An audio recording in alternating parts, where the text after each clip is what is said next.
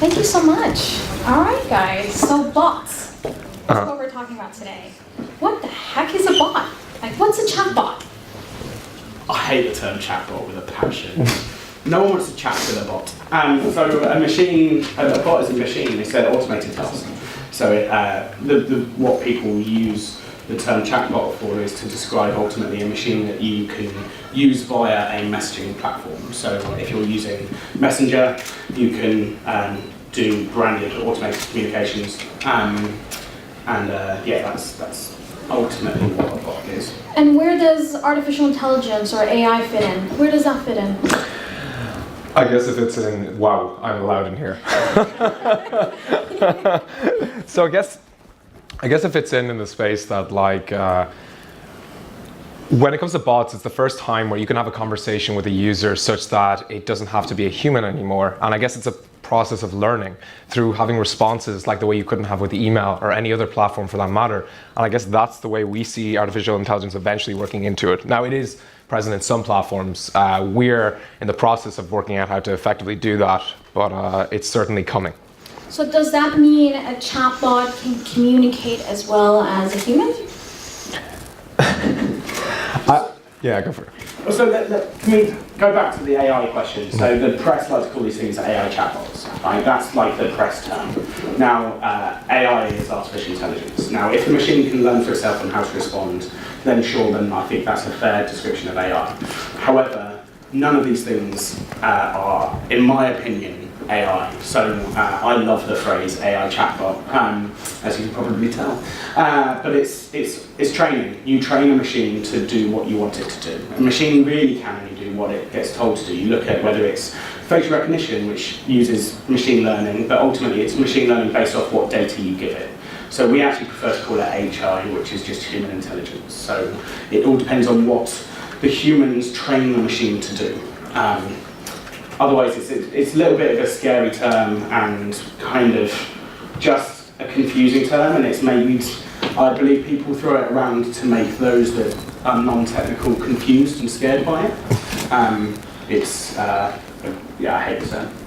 So chatbots have been around for a while. We may not have called them chatbots in the early days, but it's been around for decades now. Where did the interest in chatbots emerge, and why is there such a greater interest in it now? April 2016. So it was the first. We've had IRC was like the industry standard for communications. When I say industry standard, I'm talking us geeks used to use it for many years. And we used to be able to do bots on IRC forever. However, there's never been a mainstream channel that you can kind of use. And then Facebook launched the Messenger platform. I mean, we've had Twitter bots, but they weren't kind of the same. Facebook launched the Messenger platform back in April 2016, which was the first time a channel that, well, how many people in the room don't use Facebook Messenger? 2, 3, 4. Cool. So it's the first time we've had a mainstream channel, 5. Oh, wow, interesting. It's the first time we've had a mainstream channel that most people use, that you can run bots on. Okay, and what about you, Seth? What do you think about that? Yeah, I think that, so obviously I come from an e-commerce background, so meaning that I built online stores in the past, and now we've gone into building software. But another question for the group is like, how many people in here have been messaged on Facebook by a bot, by a business? Anybody? Okay. So we've got about 4%, 5% of the room. Reality is the fact that it's the first time when you can use a bot is that you can connect with the customer in a different way. And when we launched our platform for our e-commerce stores, it was different. Because for the first time, we weren't just sending these emails being like, oh, buy now, buy our shit, or whatever it was. We were actually engaging with the customer and learning what they wanted, learning if we could build a product around what they wanted. So with bots, the opportunity to connect with the customer is just so different. And anybody who's in business, or anybody in this room right now who is running a business or working with a business, right now is the time to start learning how to use these bots, because they're not complex. And anybody who tells you they're frankly, they just don't, they're lying. Because putting in that word like AI, you're not doing that stuff. Like, that's it. Like, it's not happening at that level. Good way to get investment. Yeah. Blockchain, AI. Yeah, we have Bitcoin too. Invest in Bitcoin. Right? Let's just do AI blockchain in general. Well, there was that smoothie company, I think in the States, They added blockchain to their company, Juice like drink. official. Juice. It was a juicing. Yeah. The juicing company. Yeah. They added blockchain to their corporate name. Suddenly, everything skyrocketed. Yeah. No, it's brilliant. So you're in e-commerce. You have chatbots for e-commerce businesses. So is every e-commerce business using a chatbot then? No, so little are, and that's why if you're like you know, look. So these aren't confirmed numbers, but I can tell you it's more than this. But on average, like let's say there's 500 billion messages sent each month. About 2 billion of those are businesses, and most, and that's like, you know what, 0.4%, 0.5%. And with the online stores I look at, and like let's say for example there's 2 million stores or something, it's just the fact that you have, it's kind of like you invested in Bitcoin at €1 right now. If you could do it, you would, because it'd be worth 5,000. And that's the opportunity presented with being in pretty much chatbots, or sorry, messenger bots in e-commerce right now. And it's certainly a different, it's a different space. Like, you know, you get to kind of come into an industry which hasn't been saturated yet. Running Facebook ads is getting more and more difficult. It's not that it doesn't work, it's that it's more complex. But with messenger bots, you've got a huge opportunity in front of you. But at the same time, make sure you don't get kicked off the platform like some of our users tend to get done. Do they already? Yeah. Why do people spam the shit out of people? So, What is it? What is it said? So we use, yes, I used to work for a company called Twilio, right? Twilio, SMS company. The thing I love about Twilio, being able to send people a text message. Everyone reads every text message they get sent. If it's spam, they will block you. And it's a channel that, if we're not careful, will put people off Messenger as a whole. Yeah. And it's something that, so we're pretty strict with our customers on what, like, you have to, well, especially with GDPR, right? We have to force the user to opt in and know that what the messages they're about to send, receive are. And with every message, you have to be able to unsubscribe. But as long as it's content that they want and that they care about, like, it is vast. Like it's like 3,000 something more effective than email. Now that's classic startup stats, right? But like, it is true. You've got people read every message and then their click-throughs are super high. And that's where it's a communications channel that so far hasn't been saturated. Yeah, it's a great channel to use, like you were saying actually, to be fair, until it's saturated. That's then what fucks everyone over. Yeah, marketers will be marketers. So you mentioned GDPR. Yeah. Does that have any impact on chatbot businesses? Yeah, you're communicating, right? You're communicating with, first of all, people, well, thankfully due to the way that the message platform works, like, you have to hit, like, I can't just send anyone, I can't send you a message now on Messenger if I had your Facebook profile, right? You have to have gone, first of all, and said, get started, then you can communicate with my business. Then if you opt in, I know that you've opted in, you have to be explicit with what they opt in. Then all of the data that is captured has to be presented back to the user in a way that they can access, GDPR stuff, and you have to be able to delete it.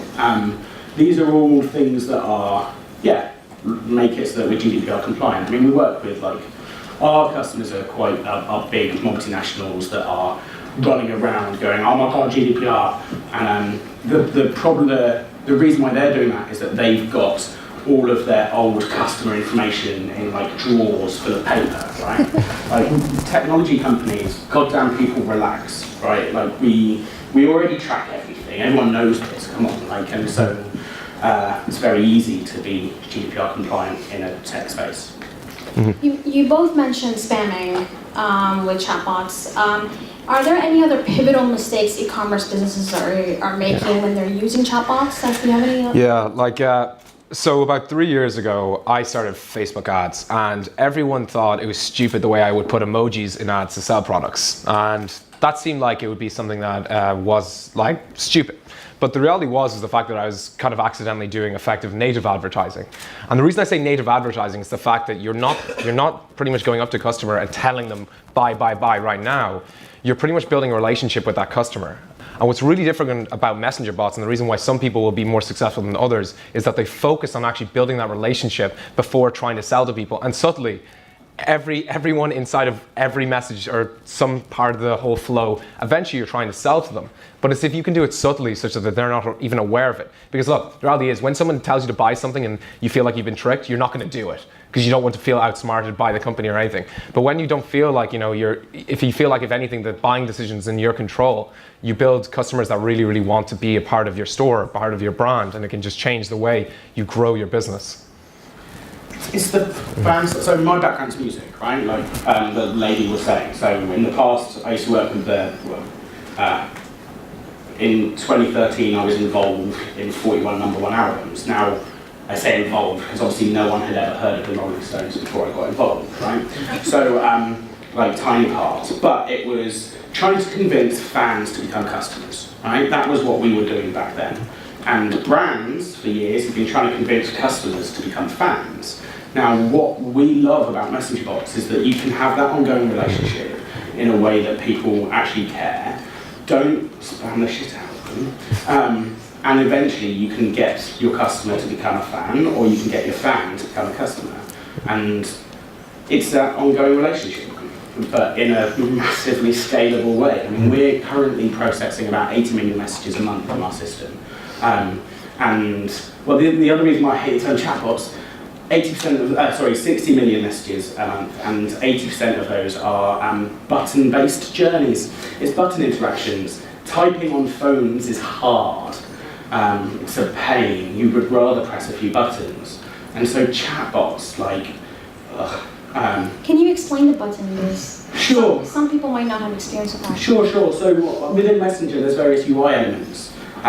You've got like a carousel where you can swipe across, you've got buttons that you can press that either trigger another message, open a URL, opt into broadcasting and segmentation. You can do, well, it's a button, like buttons, whatever. You can do whatever you want when someone presses that button. Or quick replies, which are kind of little buttons. And it makes it feel as though the user is choosing that journey, but not really choosing that journey, because it's all scripted. This is AI, yeah, great. It's all scripted, but it's to get people to that end goal. And when, if you want to get cash out of the bank, do you go and speak to a human, or do you press a few buttons on an ATM? And ultimately, you've got a problem you're trying to achieve, which is, I want my cash. How do I get my cash as quickly and as effectively as possible? I guess it's very command-based and a bind would work. Transactional. My belief is, where we're at the moment is that they are transactional, but technology is there to solve a problem. It's not just for the sake of technology, and that's where, going to the question on where do people get things wrong, is building bots for the sake of bots. And that's the same as what we did with apps, and that worked really well. Not everyone needs a bot, not everyone needs an app. You might have multiple bots for multiple things, but it's what is the problem you're solving? That's the first question. So hypothetically speaking, I'm an e-commerce business, I just started up. How do I know if a chatbot is right for me? How do you make that decision? Well, even if it is a situation where you're not ready to go into the platform right now, you're still crazy to not even be kind of building your user base or building that not in a selling way. Like, for example, we have tools which we incentivize them to grow your messenger list, but you're not exactly asking them to buy something. You might be incentivizing them with a discount or something, because eventually you will be able to leverage that list when you learn how to properly build bots. Getting yourself set up today is something you can do in 5 to 10 minutes to pretty much get yourself building your messenger list. So any e-commerce store who's looking to, any business for that matter who's looking to start, it's good to start building it right now, especially because I don't know if everybody is aware of this, but Facebook has stopped messenger bots throughout joining the platform right now because of a little incident in Cambridge something, and anyway, we all know but because of that, nobody can actually join the platform right now, so everybody on the platform is having a blast. Like, literally everyone's killing it because there's no new people entering it. So if you have a business or even working with a business right now and you have the opportunity to get in today, do it. You can't do it today. Well, in about 2 weeks, 3 weeks, 2 weeks? Who knows? Yeah. Okay, but even so, it's more the fact that start building the list. There's no harm in doing it. And okay, so my second question would be on that hypothetical is, how much would that cost? How much does a chatbot cost? Depends how much does that cost. There are so many different solutions for different things of what you're trying to do. I mean, for example, Seth, you're specialising in e-commerce re-engagement, right? Yeah, And so you've got a a super simple tool for like a little one-click type install? Yeah, so like, yeah, if someone wants to set up RocketMessage today, they go to our site and they can get set up in 5 minutes. Like, it's like that. And we focus on pretty much abandonment cart, everything to do with e-commerce. So anyone who's in building an online store, they understand that you want to have a post-purchase follow-up, message to some customers, feedback from them. All those things are built in, fulfillment notifications, all this stuff. I'll keep selling as I keep going. You know, I'm trying to work in every feature throughout this whole chat. So then price, so what were you guys? So we start at $30 a month. Yeah. Right. And then there's things like Chat Fuel and ManyChat, which are free. Super free. My favorite thing with Chat Fuel is that we've just had a customer move from Chat Fuel to us because Chat Fuel had promised by the end of the year they will have guaranteed to have 95% uptime. Wow. That means they've got no issues being down 18 days of the year. Ours, we're more premium. It's £1,000 a month minimum for up to 500,000 messages. And that's kind of our self-service plus. That's, with our stuff you can build a full custom bot and we're kind of there for you. So like, yeah, it's a very different market to like the chat fuel side of things. Okay. So chatbots are a great way to engage with your customer, with your users, Yeah. transition them into being a fan, but not everyone's convinced. You have disbelievers, you have some people saying it's a fad. What do you think about that? They haven't got one themselves. They're not managing one themselves. Yeah, so I had last year, right, this is the problem with AI chatbots. Why have I not seen any good examples of AI chatbots? That's because you're literally trying to chat with a bot. That's like, no, there are no good examples of that. Successful bots, once you have a criteria for success, like, are you trying to sell more stuff? Are you trying to get people to sign up to test drives? Like, whatever. Compared to other channels, it's vast. I mean, we've got case studies for like Jaguar, for Viacom, Showtime, for Univer. Like, I can give you literally a long list of successful bots. Good AI chatbots depends on what you're looking for, what your definition of good is. Seth, Yeah. what do you think about that? Yeah, look, it's not a fad. That's it. Like, and I say that obviously I have a biased opinion of that, but I definitely think the fact that any business can find a way. That's like, it's kind of like when people say to me, like, so this often happens. People are like, oh, I tried Facebook ads, it doesn't work. Like, that's not the case. The fact is they didn't work out how to create an effective way to sell in their process. Facebook ads is just like an example of driving traffic there. It's what you do with that traffic. That's the bit that matters, if anything. So with messenger bots, you get an opportunity to pretty much build a conversation and do something different. So there is a way to find value in pretty much every platform. It's just, it will be the experienced marketers or people who are willing to find out that way are the ones that are going to make it happen. I mean, you have to have your first one first. Like, we've had Showtime launched one bot for the TV show for Shameless, and they're on their 6th that they're launching now. Universal Music have just rolled out their 50th. Jaguar are launching their 10th. Like, it's, you So they got try it one as a early. pilot, right? Have a pilot, have a play, see what works, see what doesn't, and then if it works, wicked. But yeah, you might as well give it a go. Yeah. So chatbots have been around for a while. They didn't emerge as the sexy thing to talk about until quite recently, I'd say. What's next on the horizon? What are we not seeing? They're not sexy now, they just work. Right? Come on. Sexy. Fucking AI, that's why they're sexy. Bitchain, blockchain, botchain, AI chat, botchain, AR, VR, VR. Every chain. Yeah. So what do you guys think? What's next on the horizon? What are we not seeing today? Right, so they're learning, right? We are learning. The market space is learning. Like, we're figuring out what works, what doesn't. But when we launched the first, so Facebook came to us and wanted a case study for their first, when they launched the messenger platform. So we signed up a DJ called Hardwell, Hard House Dutch DJ. Lasers, fireworks, chemicals. There was very limited stuff you could do with it. Like, we didn't know how people were going to use it. There was no evidence of if people would use it. The point of it was to vote on his track of the week. But now it's the #1 driver of traffic to anything he does. He launches a new song, sends it on Messenger. He launches a new merch, sends it on Messenger. Every week we're learning something new, seeing what works, seeing what doesn't. The future, I mean, if people keep spamming the shit out of everyone, then probably not much. But 5 years time from now, well, 5 years ago, Microsoft Phone was the new thing.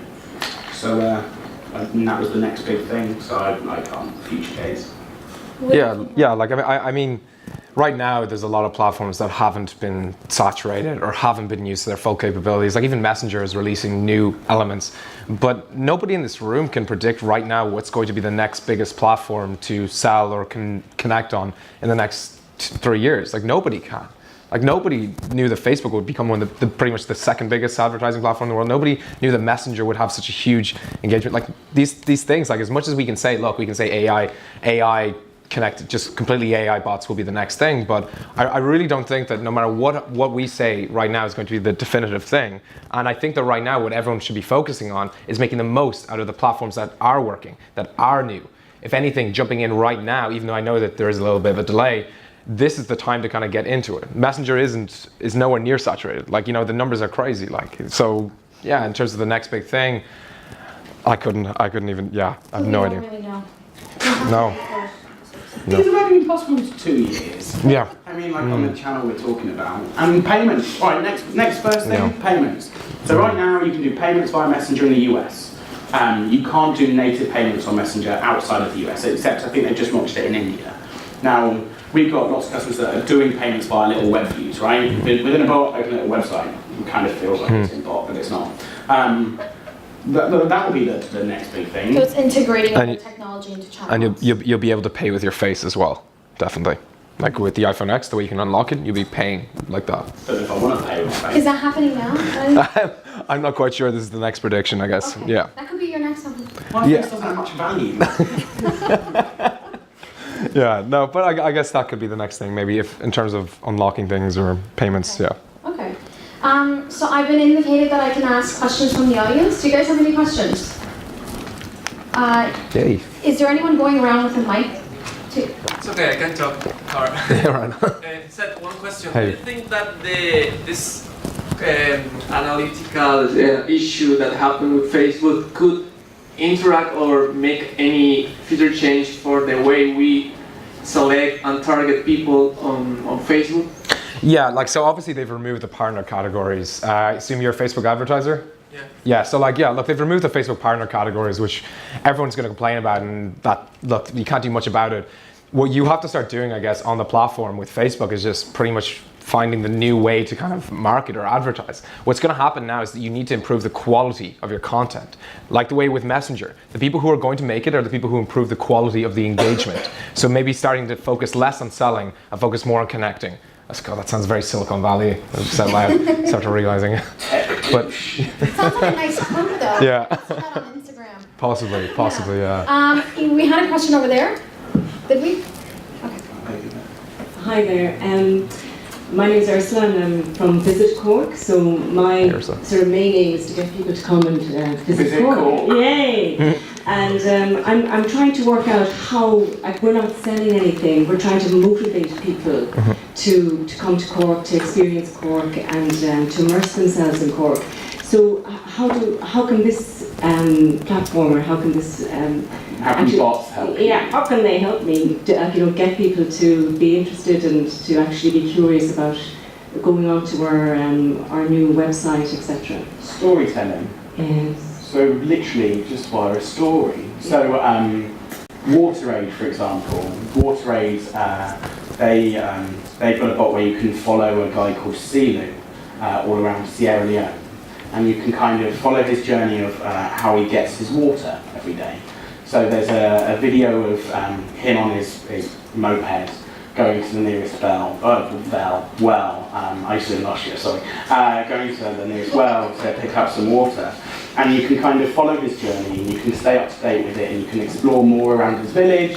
And then, I mean, obviously they also have a way for you to donate, and then stay in touch and kind of, it's a beautiful storytelling platform. So, yeah, that's certainly one way. We were chatting with Visit England, but we were chatting with them 18 months ago when these things were even super newer. My English teacher wife will love me. Yeah, storytelling. Like, these things are really good at storytelling.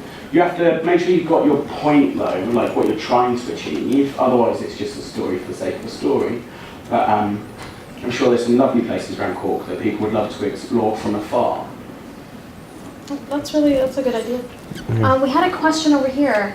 Can we get the mic over here? Sorry, I just wrote something down. So, for broadly speaking, there are three kind of learning approaches. So it's supervising, reinforcement video. Which one you use? Like the learning approaches, 100% supervised. And supervised, yeah. All of our stuff is human scripted. Like, there is... Can you just talk shortly about it? Sure. Can you explain it as well to people in the room who might not know what that is? Oh, so I mean, human scripted. What I mean by that is you writing your story. Like you write the journey. You kind of, and everything is all hooked into each other, and it's all fully scripted.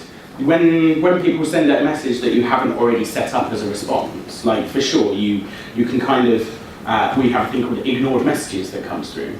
Ollie Murs, for example, the English musician, his #1 most ignored message was the mouse emoji, because apparently that's cute in TeamSpeak, and that is something that no one ever expected people to send him a mouse emoji, but they were in its thousands, and so you can see, oh, people are wanting to know this, or people are sending this, let's put in something to respond to that, and you can't, this is the AI, like, no self-respected brand, company, person wants a machine to learn for itself on how to respond on your behalf. You have a tone of voice, you have a certain way you want to communicate, otherwise we end up with Microsoft Tay. Now, if you don't know what Microsoft Tay was, it was a Twitter bot that was, it became racist after 15 minutes. Now that's the other reason, AI is fucking brilliant. So 100% supervised. Human. So it will learn as it goes as well then? The human trains it over time. Okay.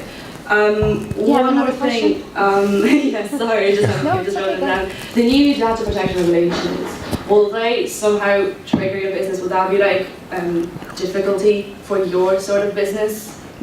No, it's fine. Yeah. So you don't really use like the data that you can't use. You just teach it yourself, sort of. So there's we can segment and target people, right? But then based on that, the user knows that they've been segmented, and you have to present to the user why they are segmented and what data you have on them. Especially this PII, right? And most of our stuff isn't PII anyway, but we have to be able to present what data we have on the user, and the user has to be able to delete it. Now, BBC, for example, is one of our customers. Now, there is no way they would be a customer if we weren't GDPR compliant. Like, we've gone through so many, anyone who's worked with any big company, we've got an 80-page corporate compliance doc, which is a joy to read.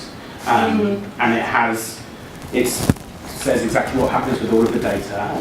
I used to work for Mozilla many years ago. I'm a big fan of data privacy.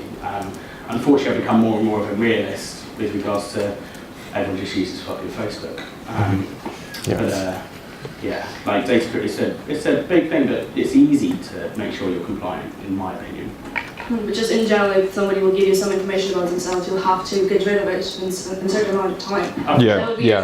You can't, once they delete it, that's it, That's it, okay. Yeah, 100%. But yeah, you can only store it for a certain amount of time. It is, We can take one more question, really, really quick question. She's got all the questions. After anyone more Is there any other questions? Oh, there is a question.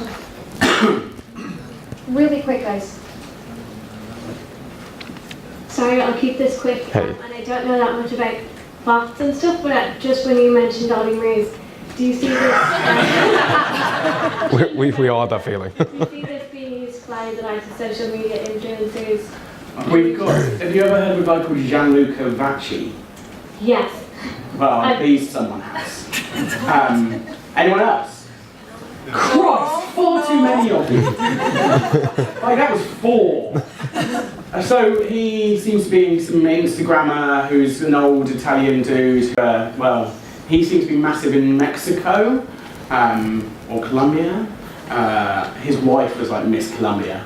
And I mean, he's got lots of money. He has a bot so that you can sign up to find out when his next gigs are. And for sure there are people going in their droves. Yeah, thanks. It seems like a segment that hasn't really been targeted in that area where they're looking for a huge amount of engagement. So Awesome. Yeah. Yeah, well, thank you. Those are all the time we have for today. Thanks, Seth. Thanks, Thank you. Syd. Thank you guys so much. Thanks guys.